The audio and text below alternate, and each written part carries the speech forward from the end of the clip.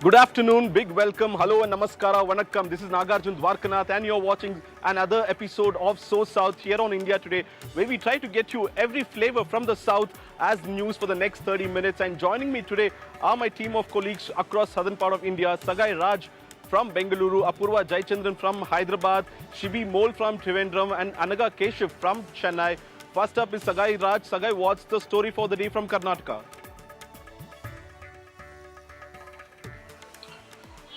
Chief Minister, Deputy Chief Minister are camping in Delhi. There are many reports which suggest that Chief Minister as well as Deputy Chief Minister are trying to talk to AICC Chief Mallikarjun Kharge over cabinet reshuffle and power sharing.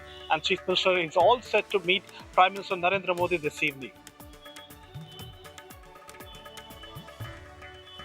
Thank you, Sagai. Apurva, what's happening in Hyderabad? A tragic news coming in from the state of Telangana. Well, that's right, Nagarjun. In fact, several people have unfortunately lost their lives in a tragic bus accident that took place during the Umrah pilgrimage that they were taking at. In fact, several people have also been notified to be from Hyderabad as well. In fact, the state government is coordinating with the centre as well as the Saudi officials to ensure that there are helpline numbers that have been given out, and families of those who have lost their lives as well as those who are receiving help will be going ahead and getting the medical aid that is necessary. Thank you, Apurva. Shibi Mol, what's happening in Trivandrum and Kerala?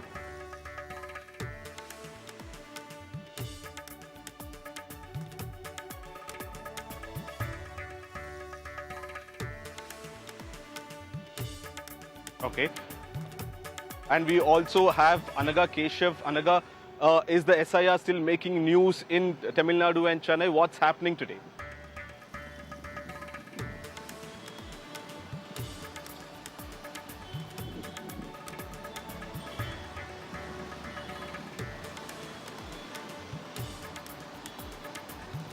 Anaga, can you hear me? If you can hear me, tell us what's happening in Chennai today.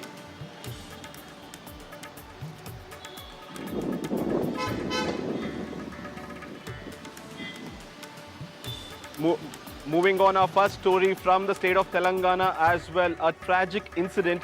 A bus carrying Umrah pilgrims in Saudi Arabia collided with a diesel tanker near Mufirat. The impact of the crash was so severe, at least 42 Indian pilgrims from Hyderabad have passed away after the bus met with the accident.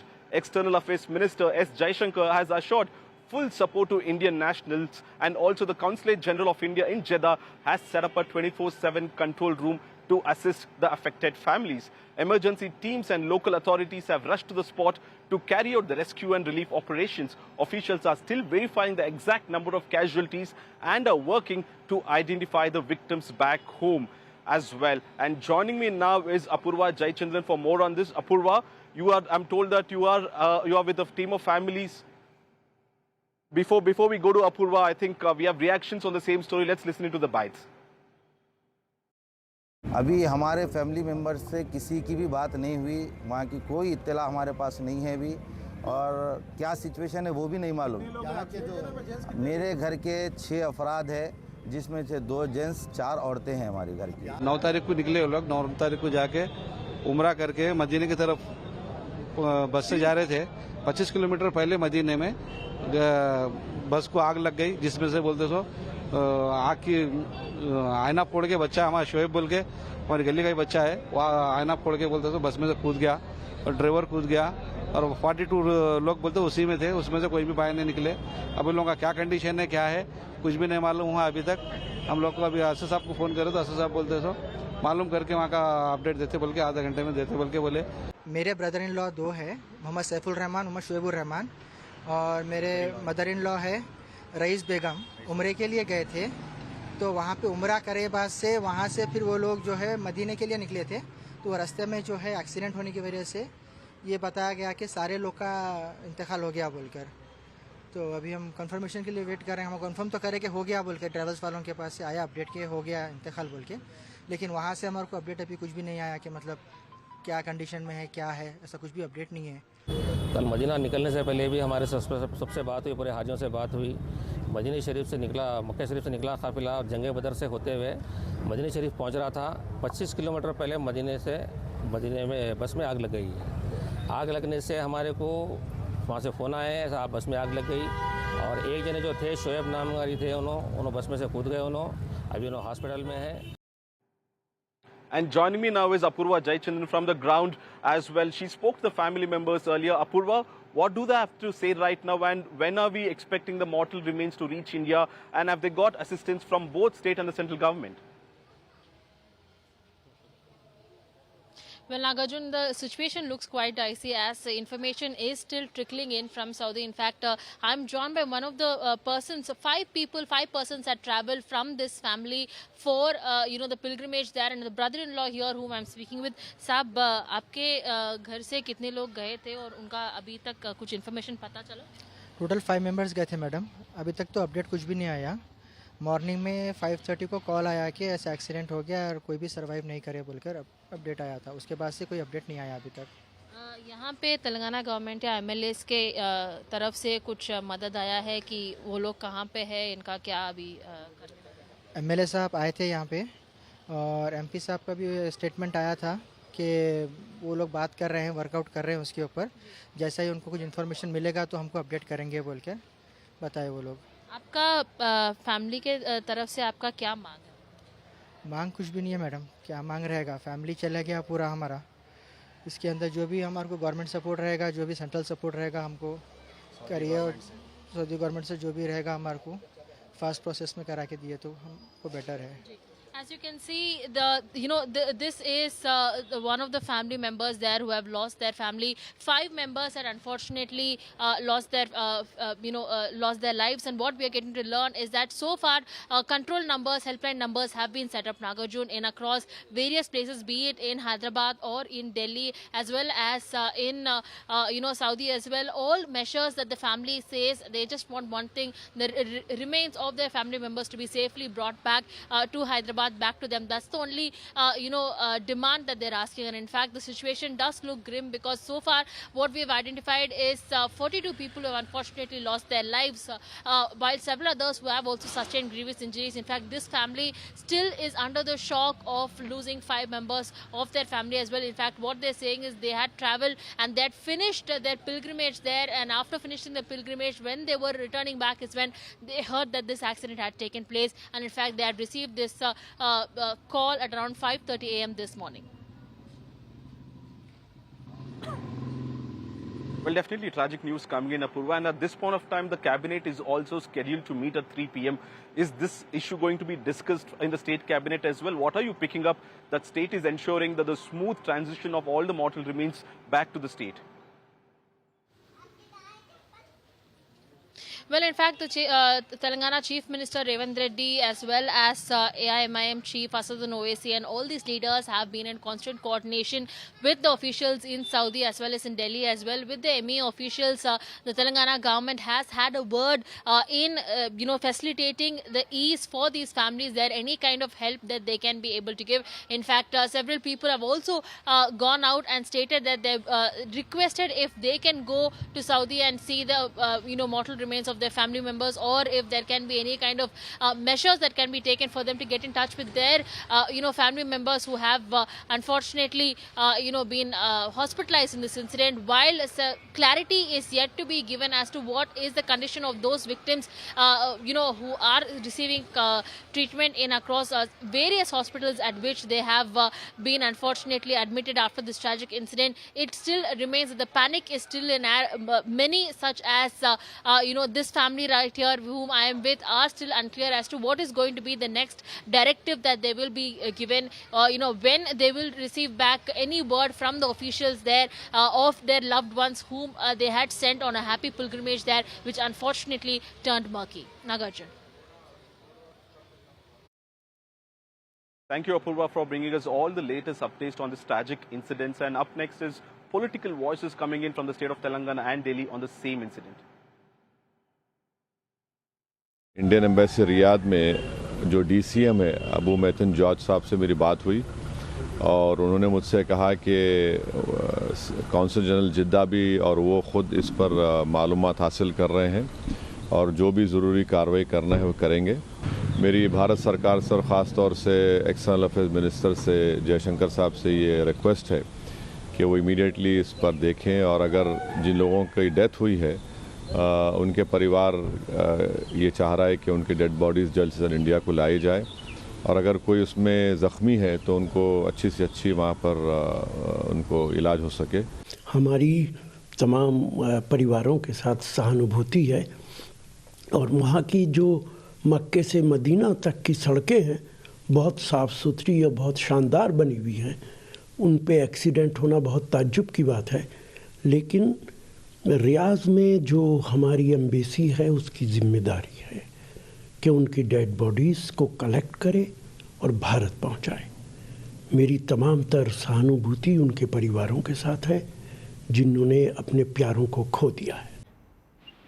See, actually, there are some family members who are worried to find out exactly whether their kin are involved in that or in this accident, anybody of them. So we have got some information, and our police department is constantly in touch with the families and also to the external affairs to see and update to the families. Definitely, we will be doing whatever the best from the state of Telangana. We are trying to do the best and see that the families will be getting their beloved ones back to India in quickest time possible.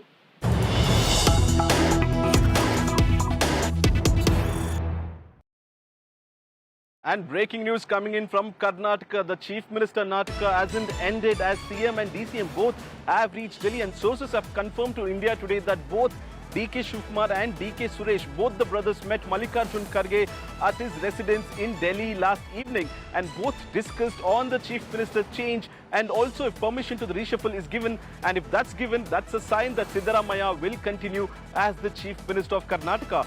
Siddaramaiah is likely to meet Mallikarjun Kharge this evening and also scheduled to meet Prime Minister Modi as well at 5 p.m.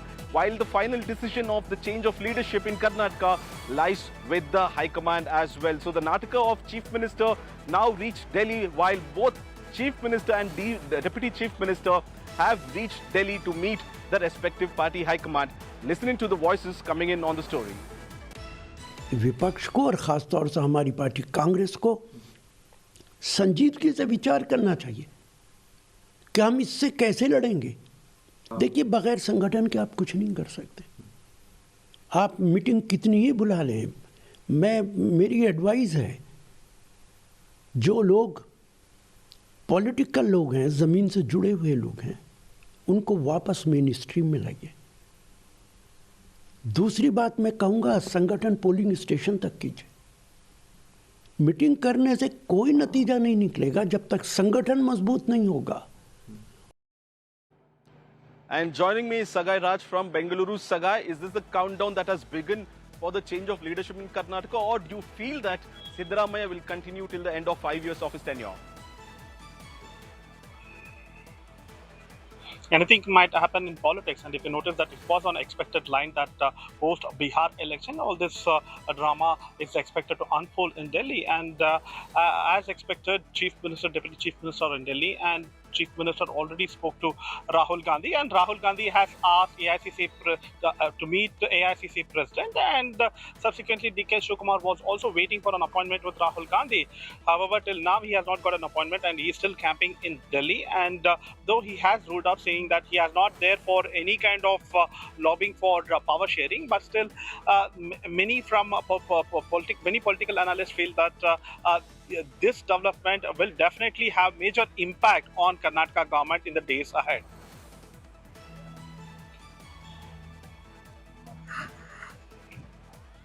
Thank you, Sagai Raj, for bringing us all the latest updates. And this Karnataka of the Chief Minister change and the reshuffle is expected to continue for another fortnight or also maybe a month or so. We'll keep a close eye on the same developing story as well. And these are the stories from Karnataka. And up next, we are moving to the neighboring state of Tamil Nadu, and Pramod Madhav will take us through all the headlines and stories that pertains to Chennai and Tamil Nadu.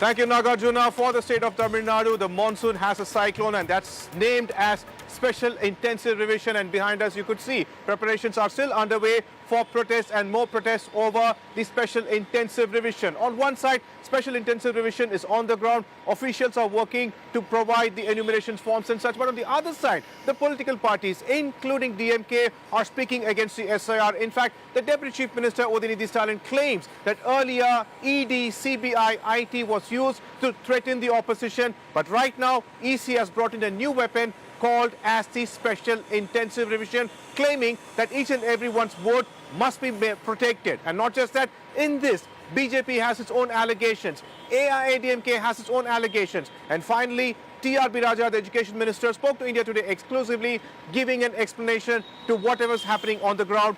Here's a detailed report. இவ்வளவு நாட்களா எதிர்க்கட்சிகளை மிரட்ட இடி, ID, CBI போன்ற அமைப்புகளை வச்சு பயமுறுத்திட்டு இருந்தாங்க. சில நாட்களுக்கு முன்பு என்ன கூட பயமுறுத்த முயற்சி பண்ணாங்க இடியை வச்சு. அதுக்கெல்லாம் பயப்படுற ஆளா நான்? எதிர்க்கட்சிகளை முடக்க இன்னைக்கு எலெக்ஷன் கமிஷனே அந்த வேலையில் இறங்கியிருக்கு. எஸ்ஐஆர்னு ஒன்று கொண்டு வந்துருக்கிறாங்க, ஸ்பெஷல் இன்டென்சிவ் ரிவிஷன் அப்படின்ற ஒரு திட்டம். தேர்தலையே திருட்டுத்தனமாக நடத்துகிற அளவுக்கு இன்னைக்கு ஒன்றிய அரசு இறங்கியிருக்கிறது. நாம் அத்தனை பேரும் ரொம்ப விழிப்புணர்வோடு இருக்க வேண்டிய காலகட்டம் இது. முதல்ல உங்கள் ஒவ்வொருத்தருடைய வாக்குகளை நீங்கள் முதல்ல பாதுகாக்கணும். உங்களை சுற்றி இருக்கக்கூடிய தகுதியான ஒரு வாக்காளர் கூட பட்டியலிருந்து நீக்கப்பட்டு விடக்கூடாது. அதே மாதிரி போலி வாக்காளர்களை சேர்க்கறதையும் நாம் எந்த காலத்திலையும் அனுமதிக்கக்கூடாது. There are several the huge clouds of doubt, especially after what you've seen in Bihar and the news that's coming from Bihar, from the opposition in Bihar. When you look at things like not even a single objection has been accepted by the ECI in Bihar. For all the objection, all the deletion, lakhs of votes have been deleted, but not one single objection has been accepted. Was there a clarity given? Was there clarity given to the opposition and the people? Forget opposition, forget political party. This is about the citizen, right? Could have been told online or just via some press meets and so on. But then every single person, every single Indian has the rights to vote, and he needs to be told. Just that is a failure of the ECI itself, and I think that's just not being able to know that you'll have to fill up a particular form. In that point, it's form 6 or 7. Now, how many people know about form 6 and 7? Right? So how many people are educated enough? Forget Tamil Nadu, forget states like Kerala and Tamil Nadu. What happened to be? Imagine the state of education in Bihar, and you'll straight away understand that none of them would have been able to fill a form 6 or 7. My colleague Anaga Keshav is live with us. Anaga, on the ground, what is SIR? How is it happening? Is it that much complicated as the opposition or the parties are raising the allegations? Here, in fact, the interesting fact is that even DMK is raising several allegations over the SIR. What is the ground reality? Well, Pramod, I had a word with a lot of BLOs who are working across Chennai. I spoke to a lot of residents who are living in the north and south of Chennai, and there's one commonality.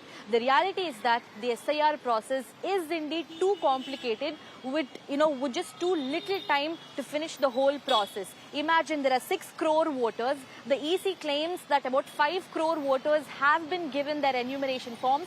But when we spoke to the BLOs, they are telling that the forms are not filled at all. In fact, the process of receiving back those filled forms started yesterday. But a lot of voters don't really know how to fill these forms. Apart from filling in their name and putting in their signature, they don't know other details. For example, there is a column that's asking for their EPIC number, the EPIC number. And for that, you have to go to the election website to find that, and that number is missing in these websites. So there are a lot of complaints that both the BLOs and the voters are raising about the complications surrounding this whole SIR exercise. In fact, I also was in Perumbakam all of yesterday, where I detailedly scoured through the voters list, and I was actually very shocked to see that there are hundreds of voters with the same address detail. There are so many irregularities, and the whole onus and the burden is falling on the shoulders of BLOs. The BLOs are saying that we are not sufficiently trained for this. We are too strained. There is very little time for us to finish this whole process. In fact, when they also go to the voters door to door to collect these forms, half of them don't know how to fill these forms, and half of them don't even want to engage with these BLOs who are coming door to door. So the process is really complicated, like how the opposition is pointing out, raising a lot of questions as to why is it that the special intensive revision was started so late and why not much earlier. There was so much time, June, July, August, why not much earlier, and why in the last moment is the question that many of them are asking, and the complication is very real on ground. All of yesterday and the day before yesterday, India Today was on ground in Perumbakkam, which is a resettlement colony, speaking to a lot of voters, BLOs and agents to really find out what the ground reality was. And here's the shocking truth.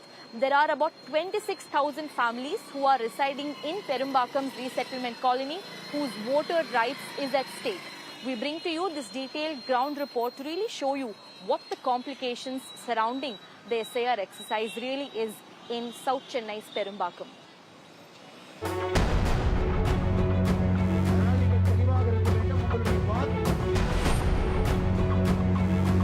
Ahead of Tamil Nadu Assembly polls, special intensive revision process is in full swing.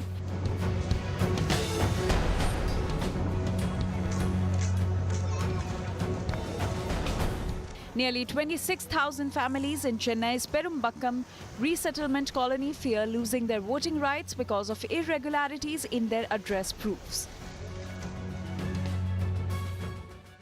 We are reporting from Perumbakkam, which is Chennai's largest resettlement colony here in south of Chennai, where there are over 200 blocks with over 26,000 people living here.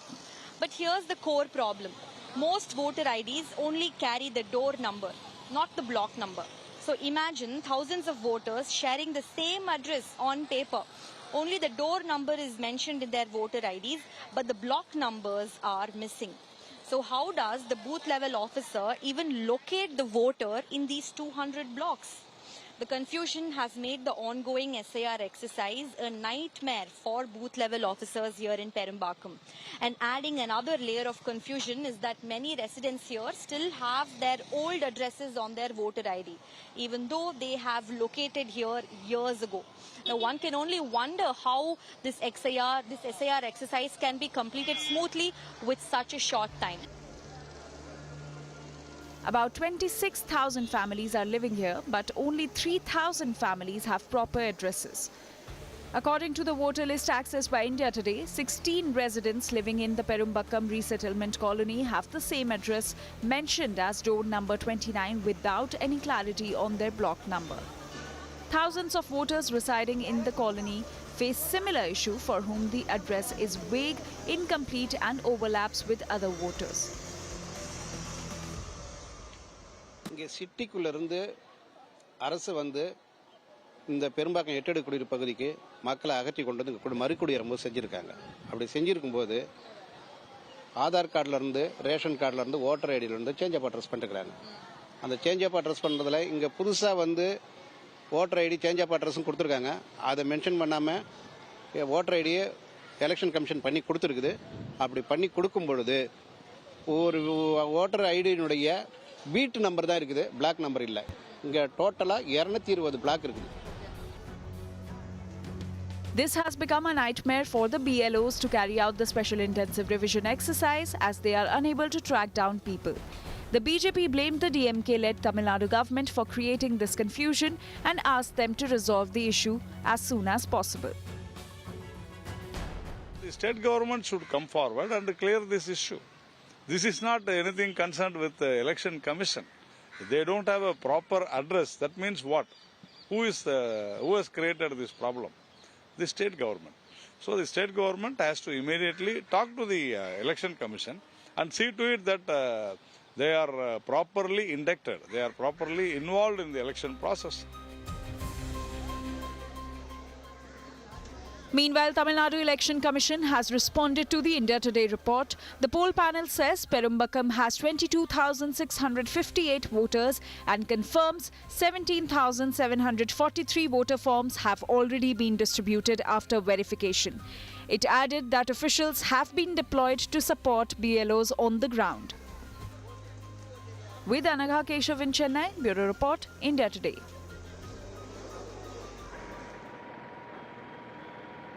Thank you, Anagha Keshav, for that very important story. And for more stories from the state of Kerala, let's go to Shivakumar.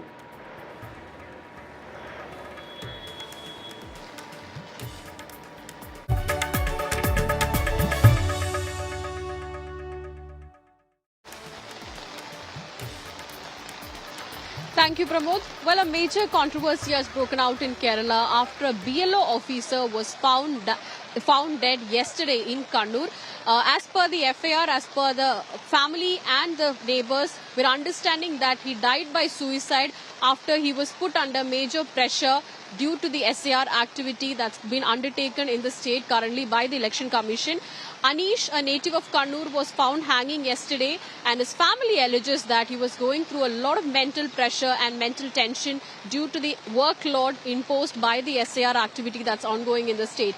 Today, a lot of the major organizations, major workers' organizations, as well as BLOs have called for a boycott of work, and they protested outside the office of the Chief Electoral Officer in Kerala, saying that they have been put to work day and night without any break, without any pause, and the time that's been given to them to complete this procedure is not possible, is not enough. They're asking for an extension of time. They're saying that because of the local body polls that's ongoing in the state, it's double pressure and double workload on them.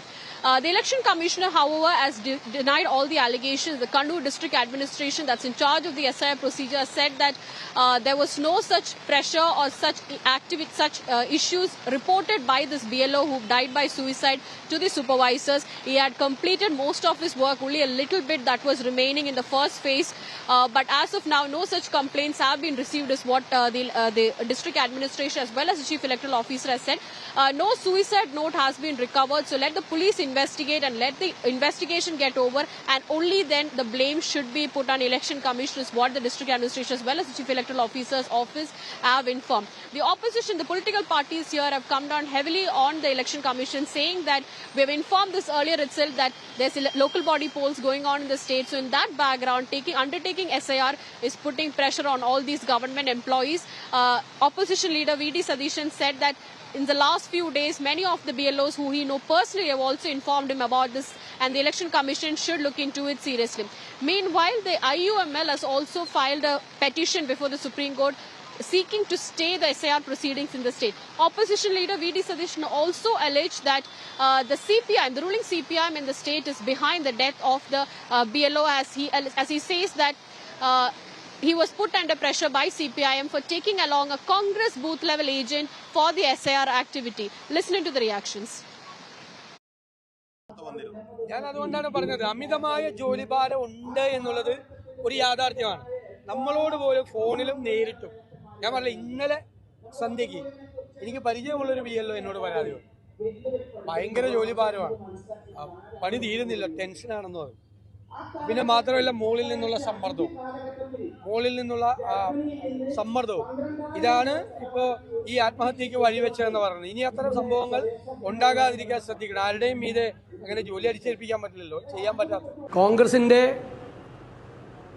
BLA ഈ SIRന്റെ പ്രവർത്തനങ്ങൾക്ക് ഈ BLO കൊണ്ടുപോയതിൽ പ്രതിഷേധിച്ച് അദ്ദേഹത്തിനെ ഭീഷണിപ്പെടുത്തുകയായിരുന്നു CPM നേതാക്കളും പ്രവർത്തകരും ഉൾപ്പെടെയുള്ള ആളെ. പിന്നെ ഈ ജോലിയുടെ ഭാരവും എല്ലാ സമ്മർദ്ദവും ഇതാണ് ഈ ആത്മഹത്യക്ക് ഇട നൽകിയത് എന്നാണ്. അതുകൊണ്ട് ഗൗരവതരമായ അന്വേഷണം സർക്കാർ നടത്തണം, ബോധ്യം വരുന്ന തരത്തിൽ അന്വേഷണം നടക്കണം. ഇലക്ഷൻ കമ്മീഷൻ കുറെ കൂടെ ഗൗരവമായി ഈ വിഷയത്തെ പഠിക്കണം.